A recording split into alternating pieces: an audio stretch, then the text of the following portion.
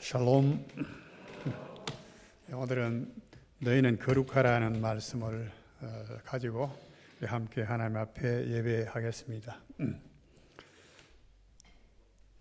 너희는 거룩하라. 이 거룩이란 말씀은 우리가 들을 때 참 부담감을 많이 느끼는 말씀입니다.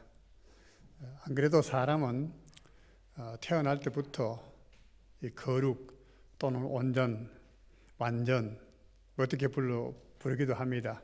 흠도 없고 점도 없고 결점도 없고 티도 없고 그렇게 이제 살기를 다 원한다고 생각합니다. 우리 하나님의 형상으로 지은 받은 우리 사람들은 본성적으로 하나님의 마음이 우리 심령에 있어서 그런 것이 있습니다. 그러나 살아가는 가운데 세상의 그런 악한 풍습 속에 살아가다가 그걸 점차 잃어버리고 또 마음이 강박하게 되고 그래서 이제 악에 더 치우치게 되고 그렇게 됩니다만은 그러나 이제 우리 마음에 그런 그 거룩함을 추구하는 마음이 있기 때문에 그런 말을 들을 때 살지는 못하는데 들을 때 부담감을 느끼고 오히려 더 반발하고 거부감을 느낄 때가 참 많습니다. 이 레위기서는 특히 이 거룩에 대해서 강조를 합니다. 그 레위기서의 주제가 거룩함이라 이렇게 말해도 틀림이 없습니다. 그런데 레위기서만 사실 그런 것이 아니고 전 성경 하나님의 모든 말씀은 하나님께서 말씀을 통해서 우리로 하여금 거룩하라는 그런 말씀을 하시고 계십니다. 한 두 곳을 우리가 보면은요, 출애굽기에 그 하나님께서 모세를 만나십니다. 처음에 만나실 때에 떨기나무에 그 불이 붙었습니다. 모세가 이제 그곳에 가까이 갔는데 하나님께서 모세를 부르시잖아요. 모세야, 모세야 하시면서 내가 선 땅은 거룩한, 네가 선 곳은 거룩한 땅이니 네 발에 신을 벗어라 이렇게 말씀하십니다. 산 어느 곳인지는 몰라도 산의 어떤 부분이 거룩할 수가 있는 건 아닙니다만 그게 하나님이 만나실 때 내 앞에서 거룩하라, 신발을 벗으라는 말씀으로 표현을 했습니다. 이것을 우리가 하나의 그 예로 들어볼 수가 있겠습니다. 그러나 또 한편으로는 모든 성경에 하나님께서 우리를 시험하신다 그런 말씀을 하십니다. 시험을 또는 다른 말로 시련이라는 말씀을 하지요. 연단이라는 말도 쓰고 무엇을 위한 연단입니까? 불순물을 제거하고 순수한 것을 남기기 위해서 시련하고 연단하는 거 아니겠어요? 순수하는 것이 뭡니까? 온전한 것, 완전한 것, 거룩한 것이란 말이죠. 그래서 하나님께서 인생에게 고난도 주시고 재난도 주시고 요한계시록 같은 데 보면 특히 여러 가지 재앙들이 많습니다. 그런 재앙들을 통해서 사람들이 이제 거룩하게 되어 가도록 하나님 그걸 원하시는 것을 전 성경을 통해서 우리가 알 수 있죠. 그런데 너희는 거룩하라 그랬는데 왜 이렇게 거룩해야 하는가?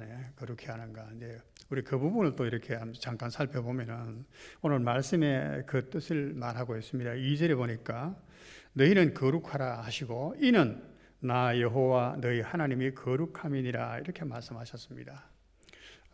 너희가 거룩해야 되는 이유는 너희 하나님 나 여호와가 거룩하기 때문이다 이렇게 말씀하셔요. 하나님이 거룩하시고 하나님이 거룩하시고 그런데 우리가 거룩해야 될 또 이유는 뭡니까? 하나님은 하나님이시고 우리는 우리인데 뭔 상관입니까? 이렇게 말할 수 있지 않겠어요? 그런데 하나님이 우리로 하여금 거룩하라고 하신 것은 바로 우리와의 관계 때문에 그렇게 말씀하시는 것입니다. 만약에 우리 아이가 몹시 아픕니다. 병이 들어서 아픕니다. 그러면 다른 사람이 우리 아이에 대한 애착을 더 가질까요? 마음 아파할까요? 부모가 더 아파할까요? 그건 불문가지잖아요. 부모이기 때문에, 자식이기 때문에, 그래서 마음을 아파하는 것이죠. 하나님께서 내가 거룩하니 너희도 거룩하라라고 하는 이 말씀 속에는 관계가 있다는 것입니다. 너희와 나와 안에 관계가 있다. 내가 거룩하니까 너희도 거룩해야 된다. 이렇게 말씀하시는 거예요. 그래서 여기에는 하나님의 무한한 사랑이 담겨 있고 하나님의 무한한 은혜가 담겨 있음을 우리가 알 수가 있습니다. 19장만 우리가 봐도 19장만 봐도 한번 자세히 보세요. 우리 읽지 않았는데 3절 마지막에 보면은 나는 너희의 하나님 여호와이니라 이렇게 말씀하셔요. 그죠? 나는 너희의 하나님 여호와이니라. 또 4절을 10절을 볼까요? 10절을 보면은 나는 너희의 하나님 여호와이니라. 12절을 볼까요? 나는 여호와이니라. 14절은요, 나는 여호와이니라. 계속해서 16절도 18절도 또 25절도 계속해서 절절히 나는 너희 하나님 여호와니라. 나는 여호와니라. 이렇게 말씀하죠. 여호와라고 하는 말 자체도 은혜로우신 하나님 말할 때 여호와지요. 그 말 이름 자체에도 그 뜻이 포함되어 있지만은 너희 하나님이라네요. 너희 하나님. 나의 하나님은 참 다릅니다. 너희 하나님은 좀 감동이 덜해요. 나의 하나님. 다윗은 다 그렇게 했어요. 나의 하나님, 나의 하나님. 이렇게 이제 시편에 보면 많이 말했죠. 나의 하나님이라고 실질적으로 알고 느낄 때 그 감격은 말할 수가 없는 것이죠. 예수님은 항상 내 아버지라고 말했어요. 내 아버지, 곧 너희의 하나님 이렇게 말씀하셨어요. 내 아버지, 내 하나님. 바로 나는 너희의 하나님이다. 너희의 하나님이 있고 내가 거룩하니 너희도 거룩해야 된다는 것이죠. 이 관계세요, 관계예요. 여기에 우리가 이 관계를 또 거룩이라고 하는 관점에서 보지만은 그 하나의 관계를 우리는 인간관계에서는 하나의 관계를 말할 때는 우리가 윤리라고 말할 수 있습니다. 그죠? 부모와 자식 간의 윤리, 부부 간의 윤리, 그 신하와 왕의 윤리, 상강오륜을 이야기하고 그리고 오륜을 이야기하잖아요. 윤리, 관계요. 이 관계가 원활해야 되는 것이죠. 거기에 거짓이 있거나 속임이 있거나 다툼이 있거나 그렇게 시기가 있거나 그러면 안 되지요. 이거 온전한 것처럼 하나님과의 우리 관계, 이것이 온전해야 된다는 것이죠. 내가 거룩하니까 너희도 거룩해야 된다. 거룩하지 않으면 관계가 없어지는 거예요. 그러니까 레위기 22장 32절 마지막 부분과 33절을 한번 보겠습니다. 나는 너희를 거룩하게 하는 여호와요 너희의 하나님이 되려고 너희를 애굽 땅에서 인도하여 낸 자니 나는 여호와이니라 이렇게 말씀하셨습니다. 자, 이 말씀도 절절히 마디마디마다 아주 중요한 의미를 담고 있는데 다 설명을 할 수가 없습니다. 나는 말씀하시고 너희의 하나님이 되려고 그래서요. 하나님, 이스라엘이 하나님이 안 되면 하나님은 하나님이 아니신가요? 하나님은 어디까지나 하나님이요. 이스라엘이 하나님 백성 되든 말든 우리가 하나님을 믿든 말든 상관없어요. 하나님은 언제까지나 어디까지나 하나님이세요. 그래서 여기 하나님이 되려고 한다는 말씀은 특별한 관계를 말씀하시는 거예요. 특별한 관계. 그렇죠? 내가 하나님이 되려고 한다. 네 하나님이 되려고 한다. 무언가 하나님이 되려면 하나님 되는 것을 보여주셔야 되잖아요. 출애굽기 이제 보면은 19장을 하면 하나님께서 이스라엘 백성을 애굽에서 인도하여 내신 후에 시내산에 데리고 와셔서 하신 말씀이 너희가 내 말을 잘 듣고 하면은 너희는 내 백성 내 소유가 되겠다라고 말씀하십니다. 하나님의 소유가 되겠다. 소유가 된다는 건 누구의 소유가 된다는 것은 굉장히 행복한 일입니다. 그죠? 총각이나 또 처녀가 남편이나 아내를 얻지 못하면 아직 누구 소유가 되지 않아요. 근데 소유가 된다는 자체가 굉장히 행복한 것이죠. 소유가. 하나님의 소유가 되면 하나님이 책임져 주시는 겁니다. 하나님의 것이 내 것이 되는 것입니다. 하나님의 기쁨이 내 기쁨이 되고 하나님이 일체가 되는 거예요. 다른 말로 하면은 내 소유가 된다. 하나님이 모든 것을 돌봐주셔요. 통치를 해주셔요. 내 소유가 된다고 하는 이런 특권을 주신다. 뿐만 아니고 너는 온 나라들 중에 세계의 모든 나라들 중에서 제사장 나라로 너를 삼겠다. 제사장으로 삼겠다. 제사장은 어떤 존재인지 아시죠? 아무나 제사장 되는 것이 아니고 사람의 모든 죄악들을 하나님께 나아가서 탄원해서 용서받아내는 사람이 제사장이에요. 하나님의 모든 백성을 향한 축복을 받아다가 백성에게 전달해 주는 역할을 하는 것이 제사장입니다. 그래서 베드로 사도는 베드로후서 3장 21절에 보면은 베드로후서에 보면은 너희를 왕 같은 제사장이라 이렇게 말했어요. 제사장은 왕과 같은 신분이 높은 사람이야. 사실은 왕보다도 더 높으지요. 제사장은 왕보다도 더 높으지요. 고대의 왕은 하나님 신에게 제사 드리는 그런 특권을 가졌습니다. 왕의 제사를 드려 백성을 대신해서. 모든 민족들 가운데서 제사장을 삼으려고 내가 너희를 내 소유로 삼았다. 그렇게 말씀하십니다. 그래서 하나님의 백성은 거룩해야 되는 거예요. 요한계시록 21장을 보면은 이런 말씀이 있습니다. 요한계시록 21장에는 새 하늘과 새 땅 이야기가 나와요. 새 하늘, 지금 보이는 우리가 살고 있는 바라보는 이 하늘과 이 땅은 다 없어지고 하나님이 새 하늘과 새 땅을 우리에게 주신다는 거예요. 그리고 새 예루살렘을 주신다. 전부 다가 보면 새로운 거예요. 뉴예요. 새로운 땅, 새로운 하늘. 해도 이 땅에서 보는 새 해와 달도 다 쓸데없고 빛이 쓸데없어요. 그 필요 없으니까. 그런 땅이야. 그 새 하늘과 새 땅에 누가 들어갈 수 있는가? 여기 하나님이 계시기 때문에 그렇습니다. 21장 27절 계시록의 말씀, 이런 말씀이 있어요. 함께 읽어보겠습니다. 무엇이든지 속된 것이나 가정된 일 또는 거짓말하는 자는 결코 그리로 들어가지 못하되 했습니다. 어디요? 새 하늘과 새 땅, 새 예루살렘, 하나님이 다스리는 하나님의 나라입니다. 곧 우리가 뭐 천국이라고도 하고 천당이라고도 하는 그곳은 거룩한 곳입니다. 하나님이 계시는. 그래서 그 거룩한 곳이기 때문에 속된 자, 거짓말하는 자, 이런 더러운 자, 이런 불결한 자, 부정한 자, 이런 자들, 악한 자들은 들어갈 수가 없다. 들어갈 수가 없다. 그렇게 말씀해요. 근데 하나님의 백성이 되면 그것이 아니잖아요. 그죠? 하나님 백성이. 넌 내 소유라는 거야. 내 거룩한 백성이라는 거야. 하나님이 기뻐하시는 사람이에요. 그렇기 때문에 하나님께서는 너는 내가 거룩하니 거룩하라 그래 말씀하셔서요. 여기에서 애굽 땅에서 인도하여 낸 네 하나님이라고 말할 때 이 십계명 서문에도 그런 말씀이 나오지요. 나는 너희를 애굽 땅 종되었던 집에서 인도하여 낸 네 하나님 여호와니라. 그 말씀을 하시고는 첫째 십계명 나 외에 다른 신을 내 앞에 두지 말라. 우상을 만들지 말라.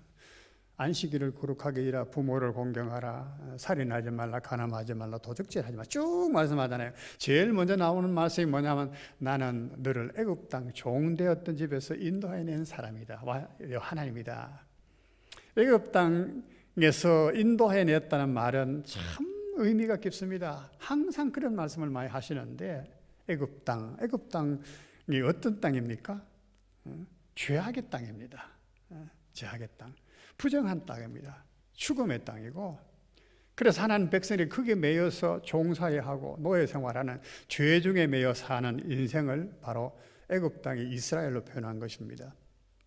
그런데 그 얘기를 우리가 잘 알 수 있는 것은 어떻게 볼 수 있느냐 하면은 여호수아 5장에 보면은 여호수아가 이제 백성을 이끌고 가나안 땅으로 들어가잖아요. 가나안 땅으로 들어갈 때 하나님께서 요단강을 갈리고 마른 땅으로 건너가게 하셨어요. 그때 여호수아가 명령해서 이스라엘의 12사람을 대표로 뽑아서 그들에게 요단강 안에 그 돌들을 하나씩 가지고 나오게 합니다. 12돌을 가지고 그들이 진치는 길갈이라고 하는 곳에 가서 기념비를 세웁니다. 하나님께서 요단강을 이렇게 말리우고 우리를 건너게 하셨다. 길갈이라고 하는 곳을 이렇게 길갈에다가 기념비를 세우고 거기서 할례를 베풉니다. 할례를요. 그런데 할례를 베풀 때 길갈에서 베풀어서요. 그러면서 이제 여호수아가 하는 말씀이 뭐냐 하면은 애굽의 모든 수치를 다 하나님께서 물러가게 하셨다. 길갈이라는 뜻은 그런 의미입니다. 하나님께서 애굽의 모든 수치를 다 물러가게 하셨다. 그렇게 해요. 뭐가요? 뭐가? 할례를 베풀면서 자 너희가 애굽에서 나와서 지금 할례를 못 받았는데 광야에서 못 받았거든요. 광야 생활하면서 이제는 할례를 받았으니까 애굽의 모든 수치가 다 물러갔다. 애굽의 부정한 거, 더러운 거, 부정한 거 이런 거. 그래서 너희가 거룩한 사람들이 되었다. 그런 뜻이에요. 그래서 길갈이라고 했어요. 그래서 애굽이라고 하는 것은 바로 죄악, 그 다음에 부정한 것, 불결한 것, 죽음, 이런 것을 말합니다. 그런 곳에서 하나님께서 이스라엘을 이끌어내서 내 백성을 삼았다, 거룩한 백성을 삼았다는 것입니다. 그래서 여기에서 나는 너희 하나님이 되려고 애굽 땅 종되었던 집에서 인도하여 낸 너희 하나님 여호와다, 그렇게 말씀하시는 겁니다. 내가 거룩하니 너희도 거룩하라. 그래, 거룩하라는 말씀을 여러분 부담감 가지지 마시고 정말로 하나님이 우리를 지극히 사랑하셔서 거룩하라고 하시는구나, 하나님의 소유를 자랑스럽게 여기시고 열국의 제사장 나라로 삼으시려고 그렇게 말씀하시는구나. 오늘 목사님 그런 이야기 잘 해주셨잖아요. 거룩하게 서시려고. 이제 말씀을 드리겠습니다만, 하나님께 서시려고 할 때는 다 이게 정말로 필요한 거예요. 그렇게 준비시키시는 거예요. 그래서 그 거룩은 우리가 정말로요 추구해야 될 것입니다. 너무나 추구해야 될 것이고 사모해야 될 것인 것을 명심을 해야 됩니다. 부담감으로 여기시지 말고, 그래서 행여 당신 이거 나쁩니다, 잘못했습니다, 책망해 주거든 감사히 생각해야 돼요. 기쁘게 생각해야 됩니다. 그러면은 거룩이라고 하는 것이 무엇인가 조금 간단하게 생각해 보겠습니다. 거룩이라고 하면은 참 어렵습니다. 사실은 참 온전이라고 말하기도 하고 완전하다고 말하기도 하고 또는 흠도 없고 점도 없고 티도 없고 뭐 이렇게 표현하기도 하고 그렇게 말해요. 예수님께서는 마태복음 보면 산상수훈을 말씀하실 때 하늘에 계신 너희 아버지께서 온전하심 같이, 그죠? 하나님이 온전하심 같이 너희도 온전하라고 그렇게 말씀을 하시기도 하셨습니다. 하나님께서 욥을 칭찬하실 때에 이렇게 말씀하셨어요. 네 욥을 보았냐? 욥은 정말로 순진하고 정직하다. 악에서 떠났다. 세상에 그런 사람 없다. 이렇게 말씀하셨거든요. 바로 그런 욥이 온전한 사람이에요. 순전하고 정직하고. 순전하다는 말은 불순물이 없다는 말이지 않겠어요? 불순물이. 마음에 더러운 악한 생각이 없다는 거예요. 하나님을 대하든지 사람을 대하든지 간에 겉으로는 이렇게 하고 속으로는 이런 외식적인 것이 아니고 어떤 다른 의도와 뜻을 가지고 하는 것이 아니고 정직한 마음으로 순수하고 순전하고 정직해서 악에서 떠났다. 모든 악에서 떠났다. 욥이 그런 사람이거든요. 성경에서 의인을 세 사람 이름 들었더라고. 그는 뭐 다른 의인이 없다는 말은 아니지만은 성경에서 그렇게 말했으니까 노아를 의인이라고 불렀어요. 네. 이 욥을 의인이라고 말했습니다. 다니엘을 의인이라고 불렀고 에스겔서에 보면 그렇게 말했어요. 그랬는데 바로 이 거룩이라고 하는 건 우리가 생각할 때 그렇게 생각을 합니다. 거룩을 점도 없고 흠도 없고 뭐 어디 내놔도 걸림이 없고 더러움이 없고. 그런데 원래 거룩이라고 하는 것은 하나님께만 해당되는 말입니다. 사실 사람에게도 혹쓰긴 해도 사람은 뭐 온전하다 또 완전하다 순전하다 뭐 아까 정직하다 이런 말씀을 했지만은 거룩이란 말은 카도시란 말인데 구별된다는 뜻이에요. 구별한다는 뜻이죠. 바리새인들은 그것 따가지고 자기들 구별된 사람이라고 바리새파라 이렇게 바리새라고 이렇게 말했지만은 카도시 구별됐어요. 무엇과 구별됩니까? 모든 피조물과 구별된다는 것입니다. 하나님은 모든 피조물과 구별되는 존재입니다. 네, 초월자이십니다. 초월자. 인간과는 비교할 수 없는 것이에요. 그런 분입니다. 하나님께서 이스라엘 백성들을 만나 주시는 장면이 출애굽기 19장에 나옵니다. 애굽에서 나와서 석 달 동안 시내산까지 왔을 때에 하나님께서 이스라엘 백성들에게 자신을 나타내 보이십니다. 시내산에서 강림하신 장면이 나오죠. 하나님 시내산에서 강림하실 때 그 장면이 어떻습니까? 그게 구름이 가득 껴서요. 구름이 뭐 옹기점에 그 연기 같은 구름이 그냥 온 산을 덮었습니다. 그리고는 나팔 소리 같은 큰 소리가 났습니다. 우레와 번개가 막 번쩍이고 쳤습니다. 우레 소리 여러분 얼마나 두렵습니까? 그죠? 번개가 또 얼마나 갑니까? 막 여름에 보면은 정말로 무섭습니다. 그죠? 우웅하면 막 번쩍 하는데 어떻게 그렇게 밝은지. 그리고 꽈당 하면 막 집안에 박 안에서도 그냥 오금이 저립니다. 그게 그냥 막 시내산에 막 그래서. 그리고 땅이 막 산이 온 산이 진동을 했습니다. 그때 하나님께서 강림을 하셨습니다. 이런 장면을 왜 성경에 기록했을까? 하나님이 이러신 분이라는 거예요. 하나님. 다른 말로 하면은 피조물이 창조자이신 하나님을 용납하지 못한다는 거예요. 창조자신 하나님이 피조 세계에 왔을 때 그 피조물들이 용납할 수가 없다는 거예요. 마치 사람처럼, 사람이라면 뜬다는 거예요. 지진처럼 떨린다는 거예요. 우레와 번개와 내성, 큰 나팔 소리 같은 소리가 나고, 하나님의 이런 모습, 사람이 두려워해서, 이스라엘이 다 두려워해서. 그래서 모세를 보내면서 당신이 가서 하나님 대신 말씀을 뭐라고 말씀하시는 듣고 우리에게 전해달라고, 우리가 다 지키겠노라고 이렇게 말했거든요. 얼마나 두려웠던지. 하나님은 그러신 분이에요. 그걸 좀 고상하게는 이렇게 표현했습니다. 이사야 57장 15절의 말씀에 보면은 지극히 존귀하며 영원히 거하시며, 같이 읽어볼까요? 거룩하다 이름하는 이가 이와 같이 말씀하시되 내가 높고 거룩한 곳에 있으며 또한 통회하고 마음이 겸손한 자와 함께 있나니. 또 한 곳을 더 봅니다. 디모데전서 6장 16절 말씀도 보겠습니다. 오직 그에게만 죽지 아니함이 있고 가까이 가지 못할 빛에 거하시고 어떤 사람도 보지 못하였고 또 볼 수 없는 이시니 그에게 존귀와 영원한 권능을 돌릴지어다. 아멘. 자, 여기에 보면은 하나님을 말씀하잖아요. 지극히 존귀하시고 영원히 거하시고. 그래서 거룩하다 이름하는 분이야. 거룩하다 이름하는 분은 하나님 한 분밖에 없습니다. 하나님 한 분밖에 거룩한 이가 없어요. 높고 거룩한 곳에 하나님이 계시는 거예요. 높고 거룩한. 우리가 높고 거룩하다 하니까 우리가 이것을 무슨 지리학적으로 공간적으로 하나님은 높은 어디 하늘에 계신 것처럼 생각하면 안 되고, 그죠? 그게 질적으로 차원적으로 그런 것이죠. 하나님은 어느 아는 곳이 아니 계신 곳이 어디 계세요? 그런데 또 보세요. 그러면서도 또 어느 곳에 계십니까? 통회하고 마음이 겸손한 자와 함께 있나니.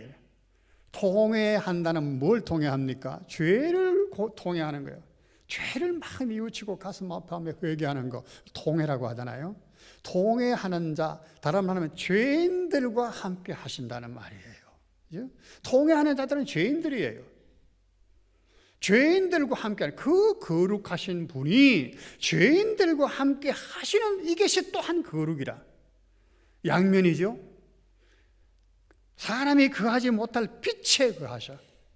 그분은 회전하는 그림자도 없다 그랬잖아요. 가까이 하지 못할 빛에 거하셔. 왜요? 너무나 그 광채와 영광이 두렵기 때문에. 우리가 태양빛을 바라보지 못하잖아요. 너무 부시기 때문에.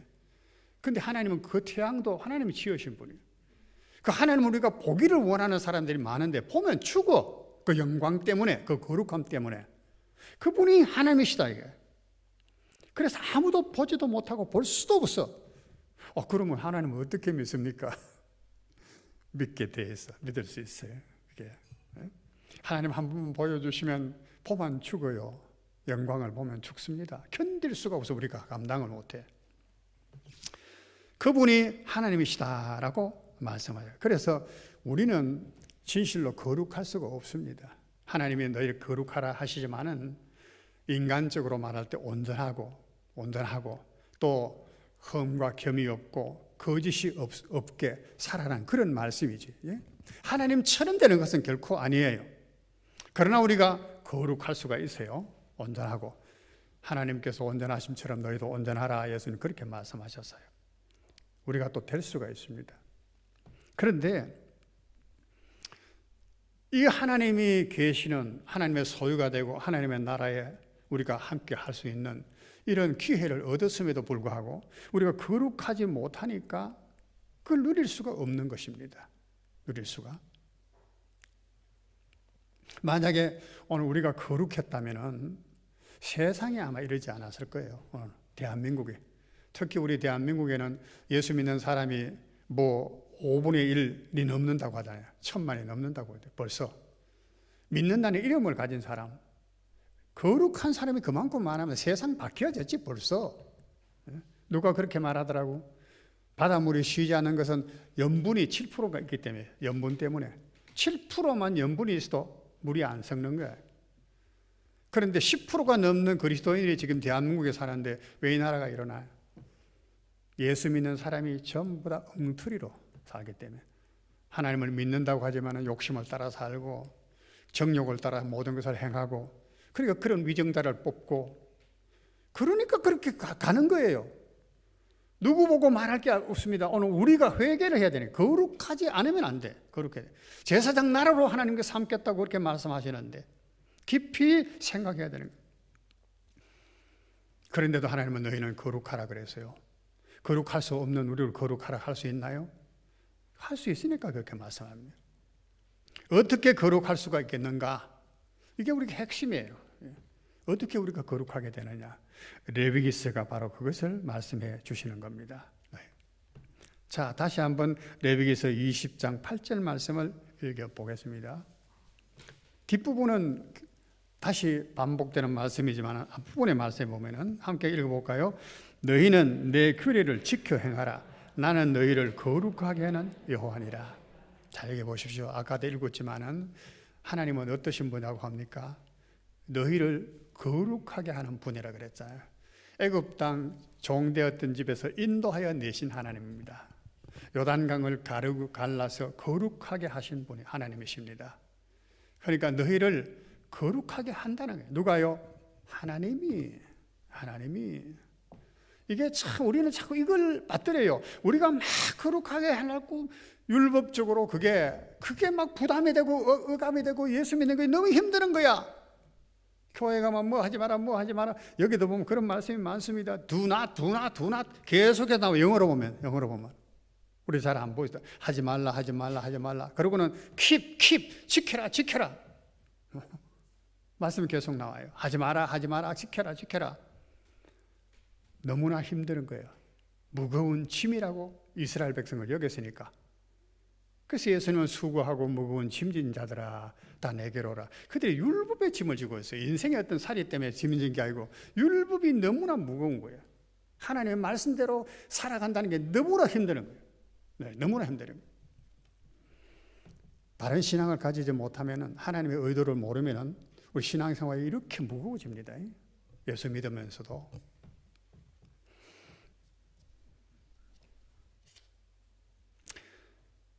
나는 너희를 거룩하게 하는 여호와니라.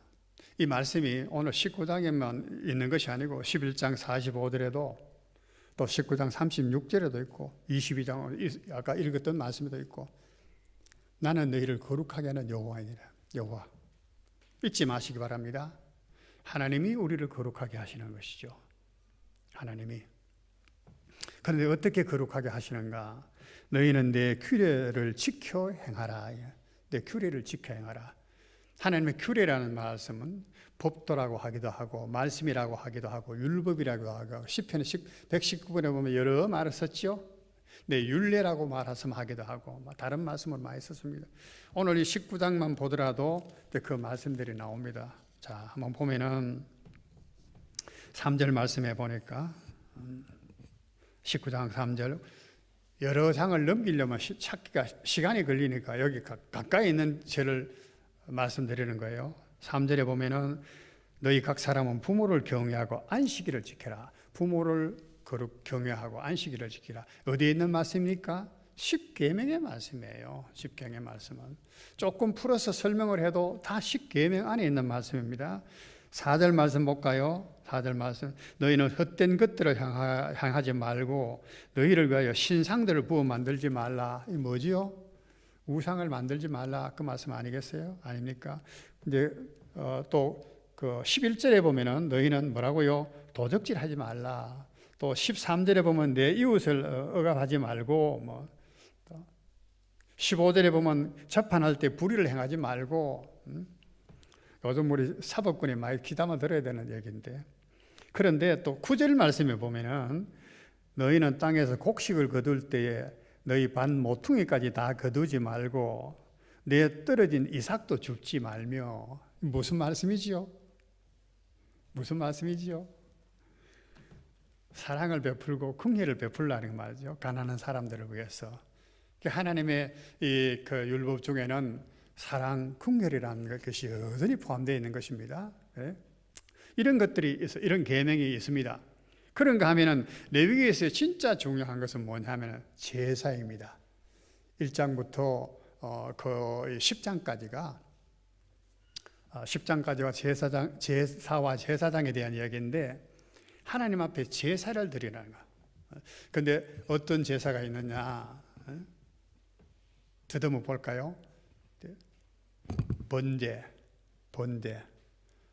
그 다음에 소제, 화제, 전제, 속죄제, 속건제, 화목제, 그 다음에 제사장을 세우는 뭐 위임제 같은 것도 있지만은 그래서 그런 것들을 모아서 상번제라고 늘 드리는 제사를 상번제라고 드리기도 하고 그런 것들 그렇게 나누기도 하지만은 이 제사들이 여러 가지 있습니다. 이 제사들에 대해 이야기하고 그 제사에 드리는 제물들이 어떤 것인가를 일일이 다 말합니다. 소고 양이고 염소고 암소고 그런 것을 드릴 때는 또 어떻게 해서 드려야 되고 그것을 드리는 제사장은 누가 해야 되고 아론이 제사장의 직을 맡아서 해야 되고 아론이 제사장을 하기 위해서는 거룩해야 되는데 그 자신이 거룩하기 위해서는 어떤 순서를 어떤 옷을 입어야 되고 어떤 절차를 밟아야 되고 어떤 제사를 드려야 되고 제사에 드린 얘기가 쫙 나와요. 제사. 이 제사들은 딱 두 가지로 나눌 수 있습니다. 그 성격상 하나는 속죄제요. 그야말로 죄를 사하시는 제사야. 하나님께서 죄를 사해 주시기를 바라서 드리는 제사, 속죄제요. 하나는 화목제예요. 제사를 드리고 나면 하나님과 이제는 가까워졌다. 죄가 없는 거룩한 사람이 되어서 하나님과 이제 가까이 할 수 있다. 하나님과 함께 할 수 있다. 그래서 화목하게 되었다. 그래서 기쁨을 하고 즐거움을 감사를 드리는 화목제. 이렇게 딱 두 가지로 나눌 수가 있습니다. 제사는 그런 것이에요.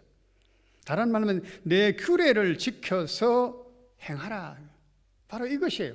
제사를 지켜라, 지내라는 거예요. 하나님의 명령하신 제사제도, 하나님께서 명령하신 이런 10계명을 비롯한 규례들, 율법들을 지켜 행하라. 10계명을 지키고 그 규례들을 지키긴 해도 지킬 수도 없었을 거고 지키기가 다 힘들고 또 지켜도 제대로 지키지를 못해서 이것이 하나님께서 어쨌든 거룩하게 만드시는 것인데 뭐 여위에도 많이 있습니다. 피 흘리는 것은 부정하다, 흘리지 마라. 또 무슨 이 건친 상간의 모든 그 성적인 죄들도 더러운 것이나 그 하지 말라. 옷도 더러워진다. 문둥병 피면 더럽다. 우리가 거주하는 집도 더럽다. 우리가 먹는 음식도 부정한 게 있고 깨끗한 거 있다. 전부 다 금해요. 부정한 것이는 먹지 말라. 너 부정하게 된다. 거룩한 걸 먹어라. 뭐 이렇게 계속해서 없는 음식, 의식주 모든 전반에 그래요. 또 땅도 해요. 땅도 거룩한 땅이 있어. 풍수 지리를 하는 사람은 들으면 좋아하겠는데 그런 뜻이 아닌데, 그죠? 하여튼 하나님께서 거룩하고 속된 것을 다 이렇게 말씀하시면서 너희는 거룩하라고 그걸 말씀하셔요. 그러면서 이 제사와 이런 것들을 말씀을 하시는 것입니다. 자, 그런데 이런 규례들을 이스라엘이 지킬 수가 있었나, 지켰는가 그래요. 이사 선지자들의 얘기를 말씀을 들어보면은 이스라엘은 막 책망을 합니다. 이사야를 우리가 선제를 잘 하니까 이사야서를 말씀해 보면은 너희가 내게 보이려고 많은 짐승을 잡아가지고 피를 가지고 꼭 기름을 가지고 가져온다는 거야. 내가 그 짐승의 피를 마시겠느냐? 그 기름을 내가 먹겠느냐? 너희는 내가 원하는 제사를 드리지 않고 내 앞에서 살생만 할 뿐이다. 살생만. 짐승을 지키는 살생을 범할 뿐이다. 하나님이 원하는 제사를 안 드렸다는 것이에요. 이스라엘은 열심히 드린다고 했는데, 물론 그들이 뭐 정결한 짐승을 드려야 되는데 값어치 없는 병든 거, 저는 거, 이런 것들, 값어치 안 나가는 돈 안 되는 그런 짐승들을 하나님이 예물로, 제사의 제물로 드리기도 많이 했어요. 그런 것도 성경에 많이 책망을 했습니다. 정한 것을 드렸다 할지라도 그들은 바르게 드리지 못했다는 거예요. 하나님이 원하신 것이 무엇이었나 그 말이에요. 하나님. 우리가 생각하기를 하나님의 그 성막이 있고 또 성전에서 제사를 드리잖아요. 그러면 성전은 거룩하고 하나님이 계신 거룩하니까 굉장히 거룩할 것이다, 이런 생각을 하는데, 만약에 우리가 그 현장을 가볼 수만 있었다면 아마 우리의 기대가 확 무너져 버렸을 거예요. 나도 이제 처음에 저기 예루살렘, 흔히 성지순례라 가잖아요. 성지순례 가면 뭔가를 많이 느끼고 올 줄로 생각했어. 가보니 완전 실망이야. 갈릴리만큼은 그래도 아이고 옛날 호수 모습이 그래도 있겠지 싶으면 다른 데는 하나도 없는 거예요. 전부 다 없어져. 자, 성전에 가면은 뭐 합니까? 벌써 딱 그 성막 문을 열고 들어가면 번제단에 짐승을 잡아야 돼. 하나님께 가지고 오는 짐승을 잡아요. 소도 잡지요, 암소도 잡지요, 황소도 잡지요, 또 뭐 양도 잡지요, 염소도 잡지요, 뭐 온갖 하나님께 말씀하신 그런 짐승들, 제물로 드릴 짐승들을 다 잡잖아요. 그러면은 그 어떨까요? 피냄새가 막 진동을 할 거예요. 짐승들이 울부짖을 거야. 울부짖을 거야. 잡히는데. 그냥 날 잡아주시오 하고 그래 죽을 짐승이 있겠습니까? 여러분 다 치킨 좋아하잖아요. 무슨 치킨 되게 맛있게 요즘도 요리도 잘하던데, 치킨을 다 좋아하시지만은 닭 갖다 줘가지고 이 잡아라 하면은 아마 잡아낼 사람이 얼마나 있을지 몰라. 소 잡는 거는 나는 봤어요. 근데 염소, 양 잡는 거는 못 봤어요. 어떻게 잡는지 몰라. 비슷하게 아마 잡을 것 같아요. 근데 돼지 잡는 거는 봤어요, 여러분. 우리 누님 시집 갈 때도 돼지 잡았는데. 돼지 어떻게 잡아나요? 돼지 멱 따는 소리라는 소리 들어봤어요? 멱 딴다는 게 뭘 말하면 목을 딴다는 말이에요. 목을 따는 거. 돼지가 내 목 따서 일하겠습니까? 장정들이, 힘 좋은 장들이 돼지를 다리를 묶고 내 다리를 묶고 이렇게 누이가지고 이렇게 누르고 한 사람의 목을 땁니다, 칼로. 그러면 돼지가 막 고래고래 소하면 소리를 질러 온 동네가 떠나가 꽥꽥거려요. 그럼 여기에서 피가 줄줄 흘러. 그거 가지고 뭐 만들지요? 뭐지? 순대. 그게 순대야, 돼지 피. 짐승 잡는 것이 그렇습니다. 하나님 앞에 뭐 거룩한 성전칸이 거룩한 그런 줄 알았습니까? 도살장이야, 도살장. 한마디로 말하면 도살장이야. 그런 짐승을 막 잡아. 하나님께서 잘못하면은 하나님이 이렇게 잔인하신 하나님이가 어떻게 좀 뭔가 자비심도 없나? 이 수많은 짐승을 무자비하게 죽이라고 하나님 말씀하시는가? 오해할 만한 하나님이에요. 오해할 만.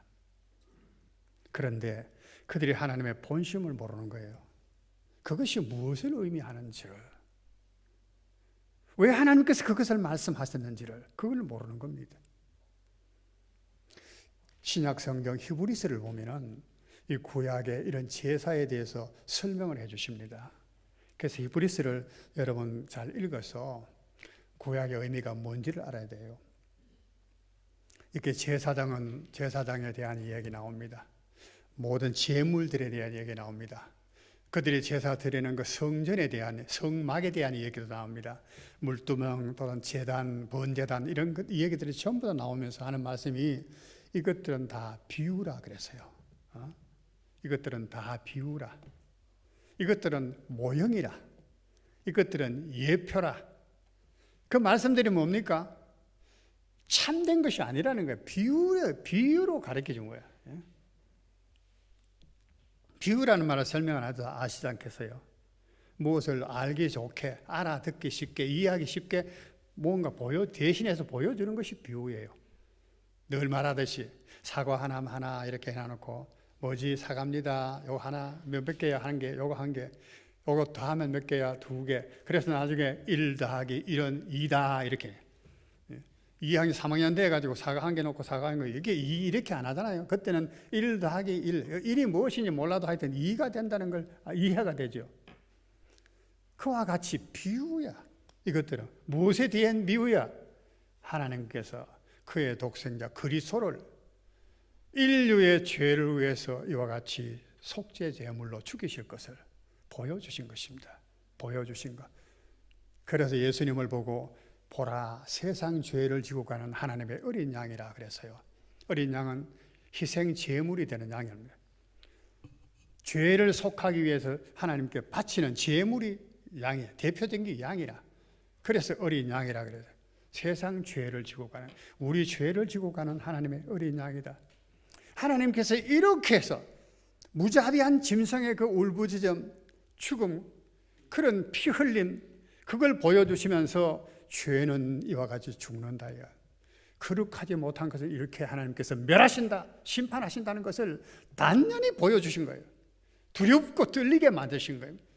그러면서 하나님께서 거기에서 내가 그것으로 말미암아 너희 죄를 속한다, 사한다는 거예요. 그 짐승들을 처음 다 잡을 때도 처음 다 사람 가서 안수하잖아요. 내 죄를 이 짐승에게 다 전가시킵니다. 이 짐승을 죽는 건 내 대신 죽는 겁니다. 안수하고 그리고 짐승을 잡잖아요. 그 피를 가지고 하나님께서 뿌려서 우리가 하나님과 화목을 이루어지는 것이거든. 이것이 구약의 제사가 말하는 거예요. 만약에 오늘 우리가 그런 식으로 거룩하게 된다면은 오늘 우리도 제사 지내야 되겠죠. 그와 같이. 우리 제사 안 지내잖아요. 모르는 사람들은 왜 하나님 앞에 오늘 제사 안 지내노? 제사 지내라고 하나님 말씀하셨는데 죄를 속하기 위해서. 그렇게 말하는 사람 아직도 구약에 묶여 있는 사람이라, 구약의 수건을 뒤집어 쓰고 있어서 실체인 예수님을 아직도 보지 못하는 거예요. 하나님은 이것을 이미 여러 전에 보여주셨어요. 하나님은 저 위에 창세기 에덴 동산에까지 갈 건 없고 아브라함을 하나님께서 부르셨어요. 그죠? 아브라함을.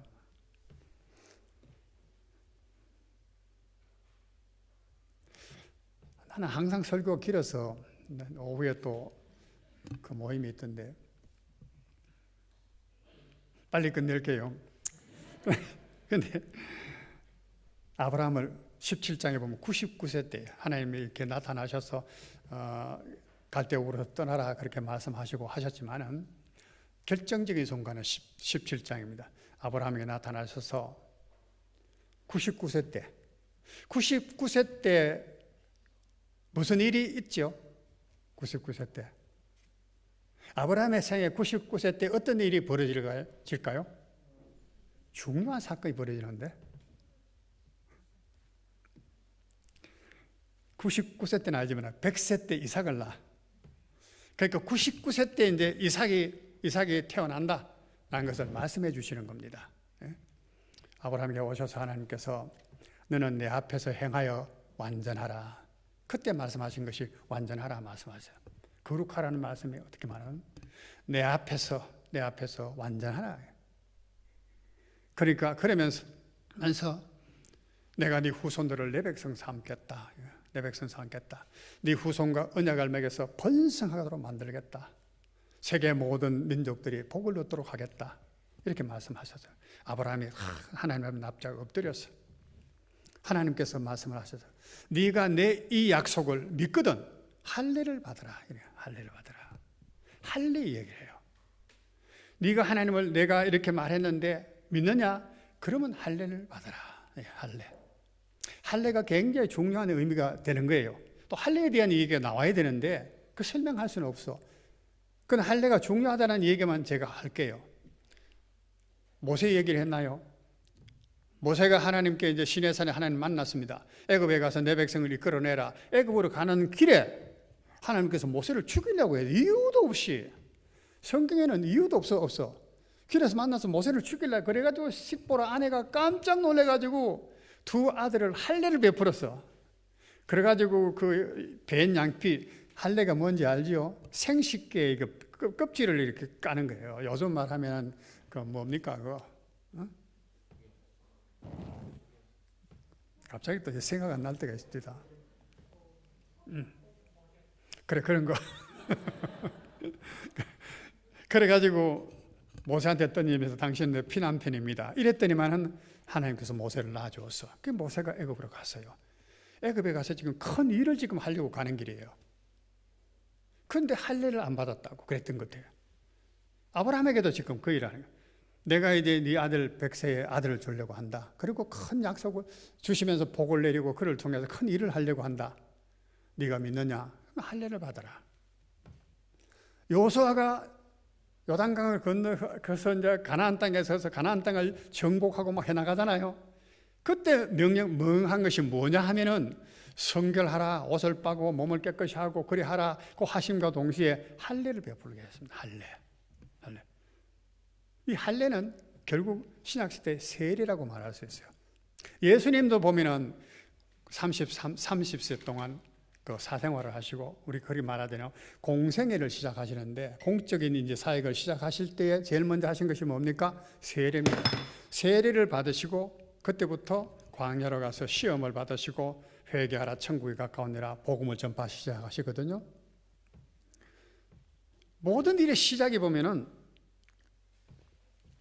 할례였고 구약에는 할례였고 신약은 세례였습니다. 할례와 세례가 뭐냐? 아까도 길갈 이야기했잖아요. 애굽의 모든 수치를 다 지나가게 했다. 다 떠나가게 했다.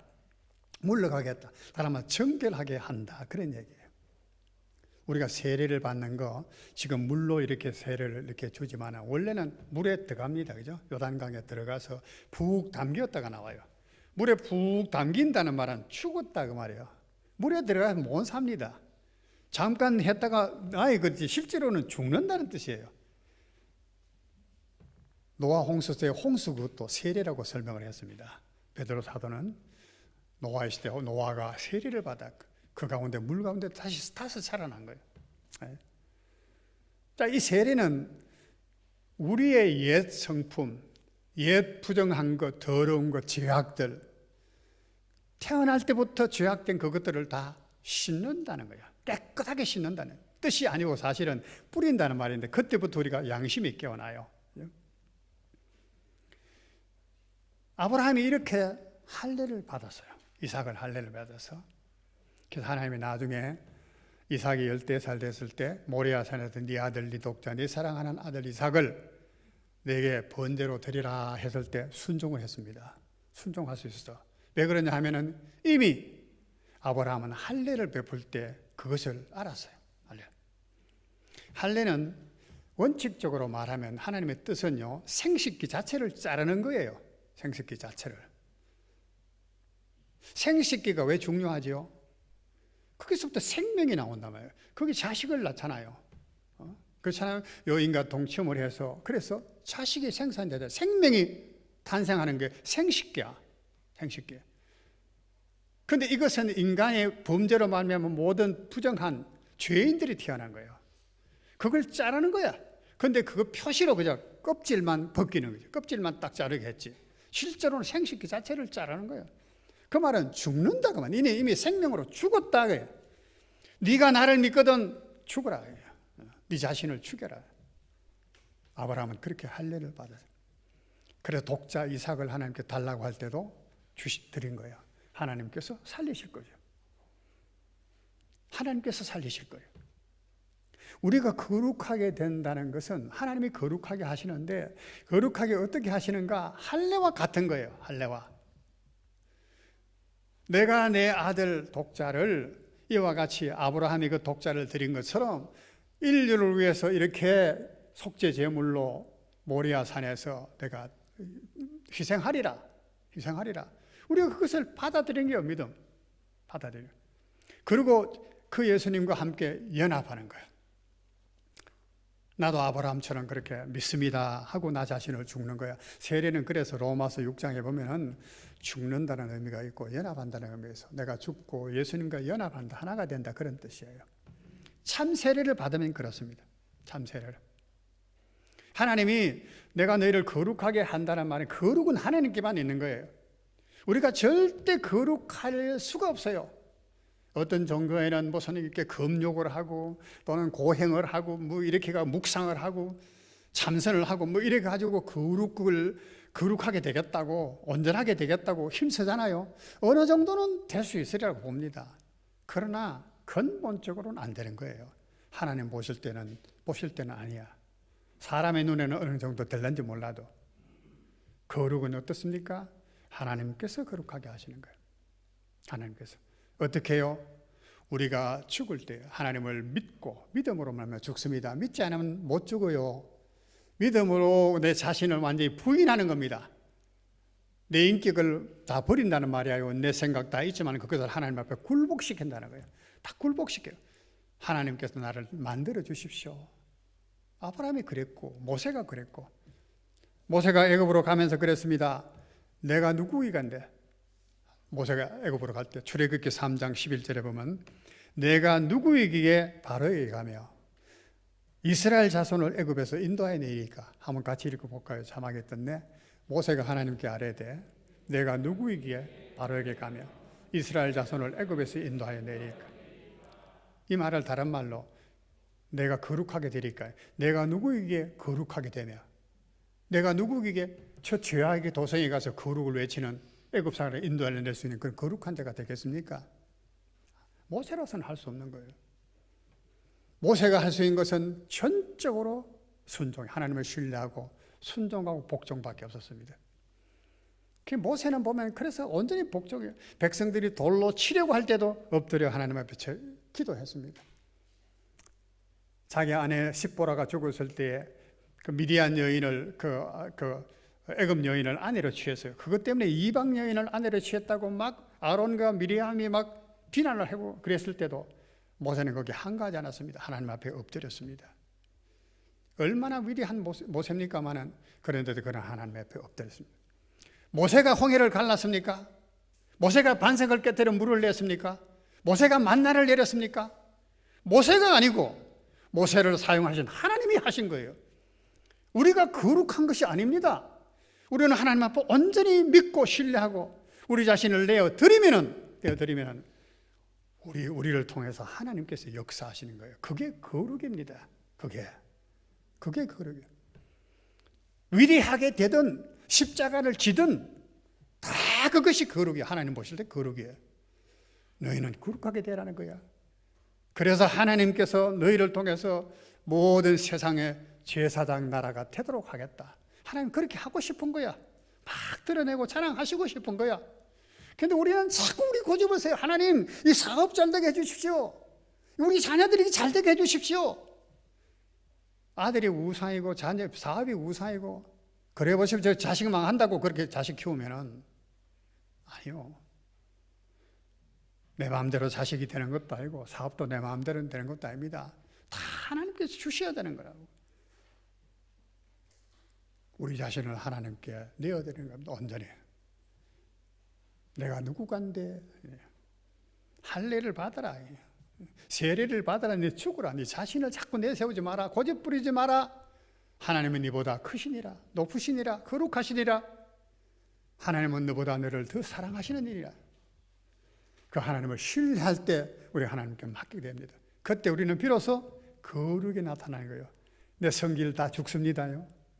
내 성질 다 죽습니다. 내 고집 다 죽습니다. 하나님이 기뻐하시는 모습이 속에서 막 나와요. 그게 거룩이에요. 그게 거룩. 아멘입니까? 아멘. 내가 조금 금식하고 기도 좀 하고 착한 일 좀 하고 말 조금 가려서 한다고 거룩하게 된 것처럼 착각하지 마십시오. 그 거룩이 아니라 스님 가면 스님들이 그보다 더 잘할 수 있어요. 신부들이 더 잘할 수 있어요. 그런 거 어떤 면에서 보면은 그게 아니라고. 그게 아니에요. 거룩은 하나님께 속한 것입니다. 사랑하는 성도 여러분, 이 시대는 정말로 거룩이 요구되는 시대입니다. 우리가 하나님 앞에 나는 설날이 멀지 않고 생각하는데 여러분 얼마나 남았을지 모르지만 화평함과 거룩함을 이루라. 이것이 없이는 아무도 주를 보지 못하리라. 나 그 말씀 자꾸 생각합니다.